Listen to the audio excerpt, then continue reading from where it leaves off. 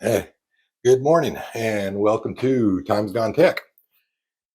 Today I'm going to do part two of two parts of refinishing my 1773 Eliott Dragoon carbine that I got from Veteran Arms, made in India, imported by Veteran Arms in Georgia.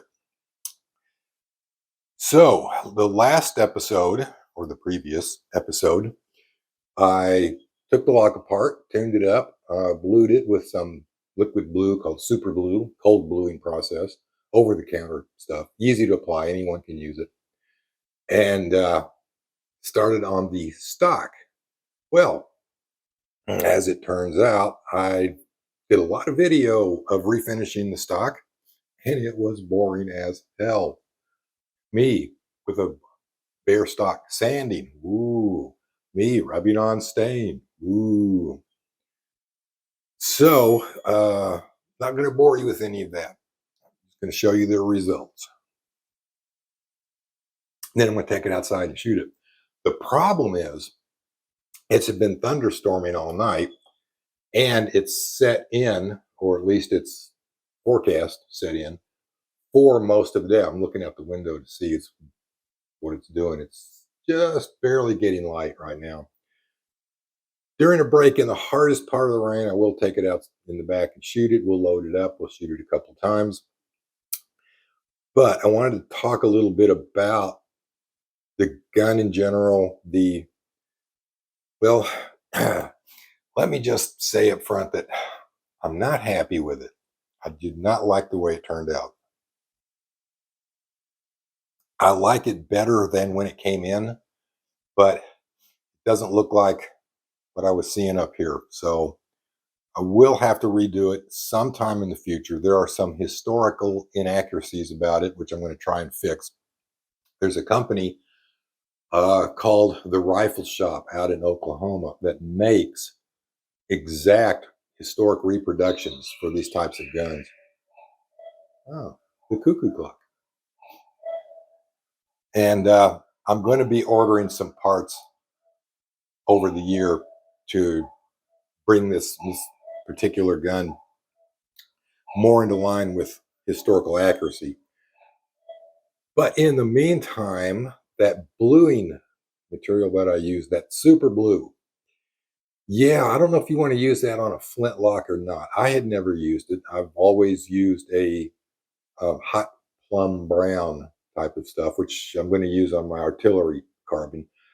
Like I said, I never tried this on a flintlock, and I wanted to give it a shot just to see how it works. And it worked good.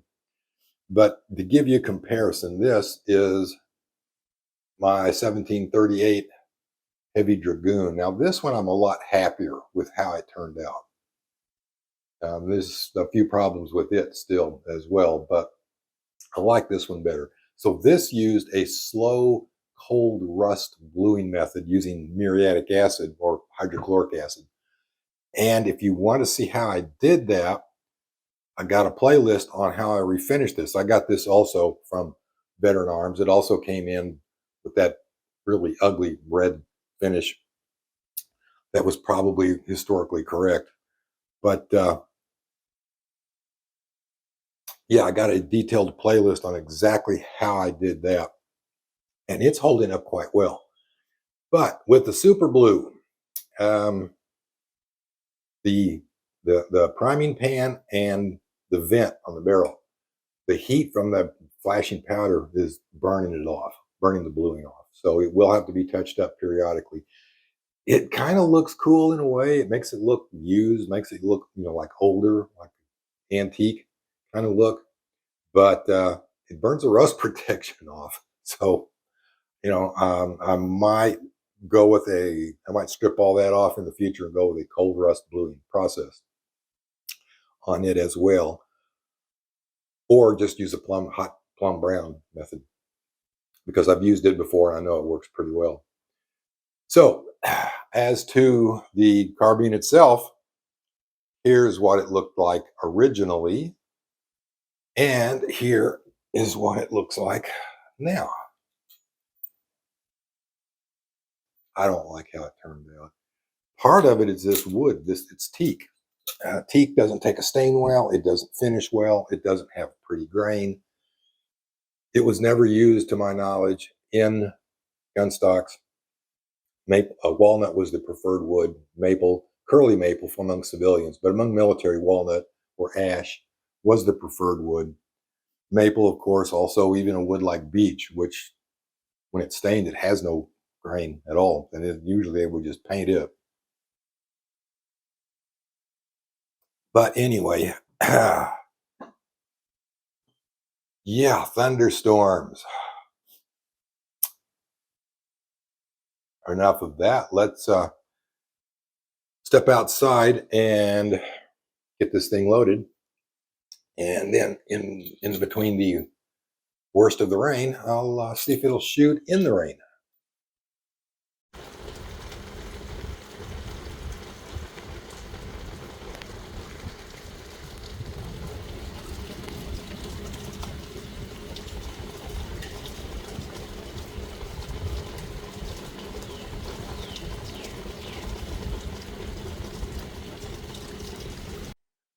Okay, so I'm out in the carport and I'm going to load the Dragoon up. And this time I'm using up my supply of 1F cannon powder. You can see I'm almost done with that. I'm also almost done with my triple F, and my 2F is gone. So I will be making some up soon. And you'll also notice that for this video, I'm using my high-tech calibrated powder measure. I usually pour straight from the horn, but my horn is calibrated and filled with the remaining triple F. Actually, it's a little bit of triple F plus GoX. So, cut myself a measure. Now, the rule of thumb on this is half the weight in powder of the projectile. And I'm using a 0.600 inch lead ball. So that calculates out to, just to save you some time, right about 11 grams of triple F. Right about 11 grams of single F. So that's what I'm going to be using. So I'm just going to pour the powder down the barrel.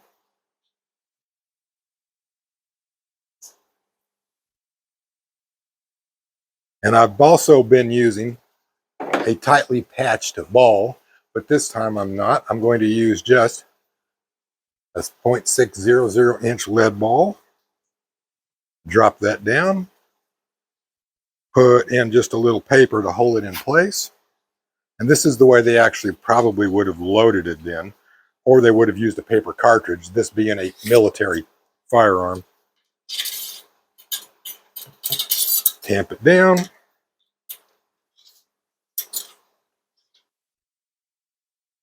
And then we'll put a little powder in the pan.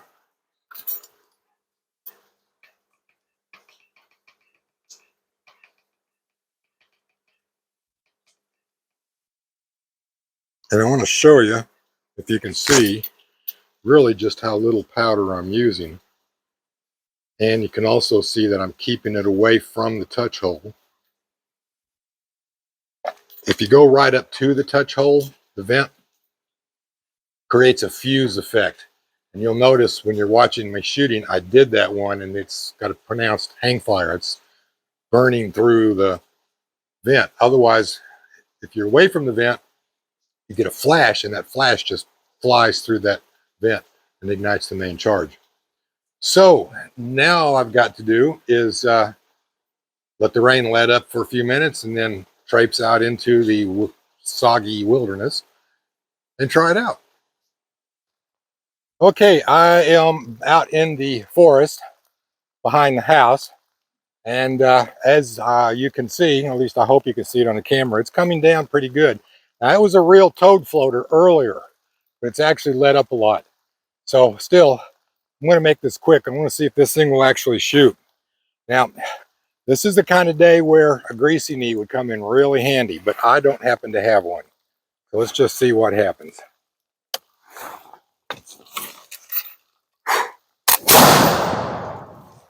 Hey!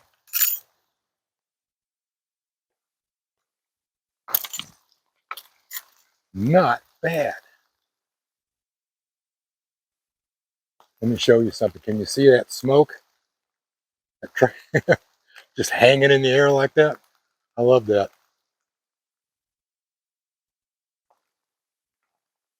Okay, I'm going back to the house and I'm going to stay inside all day because it is really coming down.